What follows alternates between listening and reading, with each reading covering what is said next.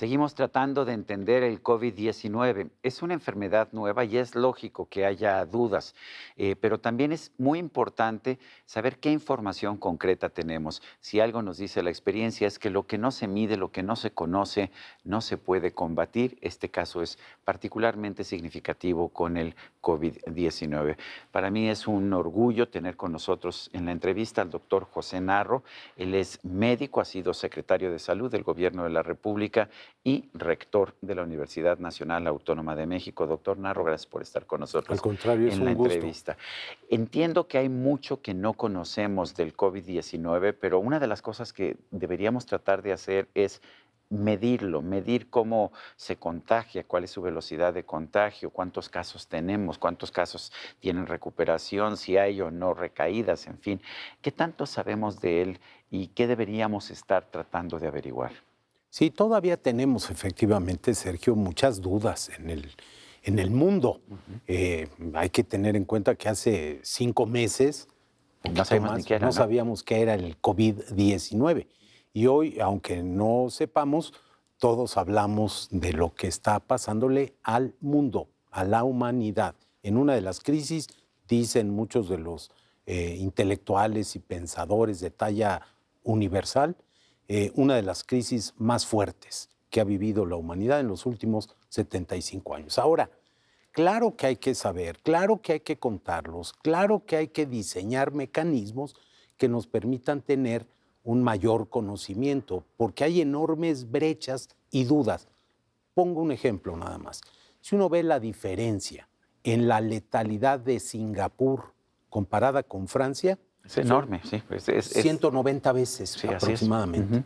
¿no? Entonces, Singapur, si no mal recuerdo, una letalidad de 0,1 y Francia una letalidad de, estaba, 18 o así es. 19, por Ujú, ahí sí. así va cambiando todos los días, Ujú, pero por ahí está. ujú. Entonces, claro que tenemos que encontrar mecanismos, desarrollar sistemas que nos permitan contabilizar. Esta diferencia en letalidad no tiene mucho que ver con si se han aplicado pruebas o no se han aplicado pruebas. Pues es que seguramente hay un conjunto de elementos Ujú. que generan la explicación al final. Yo no creo que sea una sola causa, pero sí las pruebas. Donde se han hecho más La pruebas, Organización Mundial de la Salud recomendaba hace algunas semanas, hay que hacer pruebas, pruebas, pruebas. Es lo que decía el doctor Tedros Ghebreyesus, ya me acordé hasta del nombre, decía que eso es lo que había que hacer.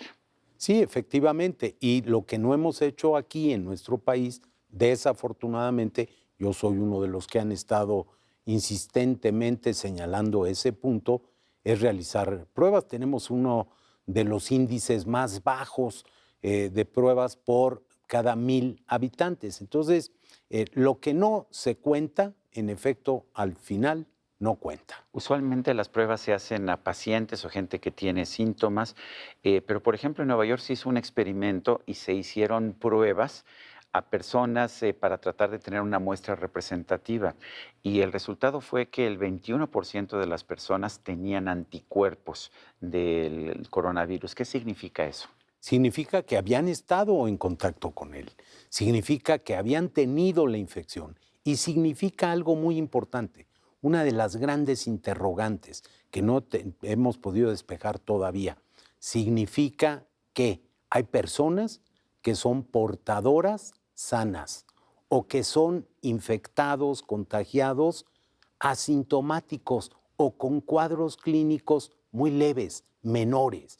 Y eso es muy importante para tratar de detectar mecanismos que permitan detener la onda de contagio, la transmisión, cortar la transmisión. ¿Cómo qué mecanismo sugeriría usted? ¿Qué deberíamos estar haciendo que no estamos haciendo? Ahorita ya cuesta mucho más trabajo Porque ya decir, está ahorita, pues sí, ya ya hay una está difusión. la difusión del virus en nuestra población, que las estadísticas varían enormemente. Hay quienes dicen que hay que multiplicar por 6. Recientemente el subsecretario López Gatell daba una cifra con 22,000 personas. Aunque hubo un equipo de la Universidad de Stanford que hizo una prueba en Santa Clara, esto a mediados de abril, y encontraron que, una prueba similar a la de Nueva York, y encontraron que las cifras de contagios oficiales eran entre 50 y 80 veces menores de realmente la Sí, población que tenía el sí, virus. por esa situación y condición que de pronto el virus es aniquilador, terriblemente Sí, hay lesivo personas que les pega y los mata en y unos en días. horas, Sí, en horas. prácticamente, casi en horas. Pero Y sabemos que hay muchas personas que a lo mejor tienen un estornudo y ya ahí quedó. hasta ahí llegó, o que ni siquiera se dieron cuenta que tuvieron algo y ya estaban infectados. No sabemos cuánto va a durar la inmunidad, si es que hay una inmunidad que proteja. Tenemos Me muchas decía un dudas. infectólogo que por lo menos debemos suponer que hay un periodo de incubación de 14 días y que en ese periodo de incubación asintomático, lo más probable es que haya contagios. Sí, y empezamos creyendo que el periodo de transmisión era mucho más corto. Empezamos creyendo que el virus, una persona con el virus, una persona contagiada o infectada, podía transmitir a 2 o a 3.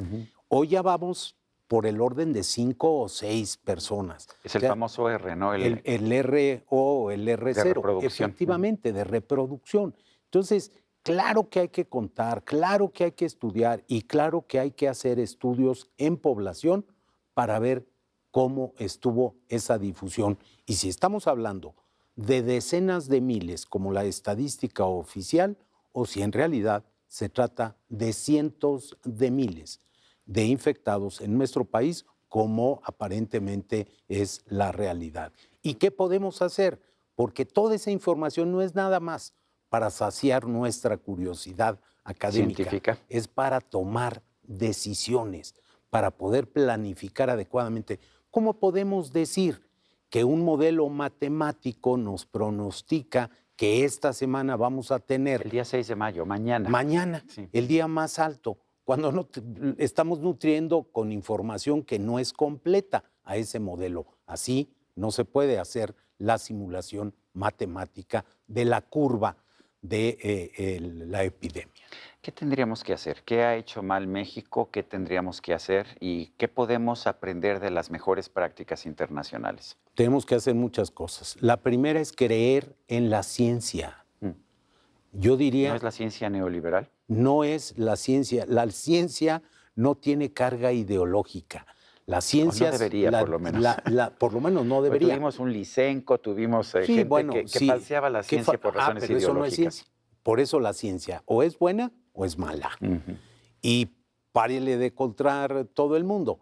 Y hagamos buena ciencia. Y hay que creer y hay que oír la opinión de los expertos. Lo primero es tener buena ciencia oír la opinión de los expertos. No nada más de uno, porque además ya he visto que los expertos pueden tener puntos de vista diferentes. Efectivamente. E ir ajustando con la realidad, con el conocimiento empíricamente obtenido. Segundo, para mí también queda muy claro que tenemos que prepararnos, porque esto que nos ha sucedido se va a repetir. ¿En cuánto tiempo? No sabemos. ¿En meses? No sé. ¿En años? ¿Con el mismo coronavirus? ¿Con el mismo coronavirus? ¿Con otro de la se va a ir mutando? ¿Con uno nuevo? No sabemos. Es que puede suceder. Pensamos que el virus que afectó a México y Estados Unidos inicialmente en 2009 de la influenza, el H1N1, podía ser extraordinariamente letal. No lo fue tanto. Aquí en nuestro país, la contabilidad con el sistema Centinela arrojó unas 1,350 defunciones. Estoy redondeando. Pronto, esta semana, vamos a superar el doble en un tiempo mucho más reducido, digamos, en 2 meses, marzo y abril, y medio de mayo. ¿Qué otras recomendaciones? Escuchar a la ciencia, entender que puede haber diferencias en la ciencia, pero que se van ajustando estas diferencias. ¿Qué más tenemos que hacer? Tenemos que reforzar los servicios de salud, nuestro sistema público de salud. Yo no tengo ninguna duda de que los servicios son parte de lo que México ha venido consiguiendo. Cuando usted fue secretario de Salud, ¿recuerda usted cuál era el porcentaje del PIB que se dedicaba a la salud pública? Sí, es muy, muy fácil decirlo. Entre lo privado y lo y lo público no llegaba a 6% del PIB. ¿Y ahora? Que es muy bajo.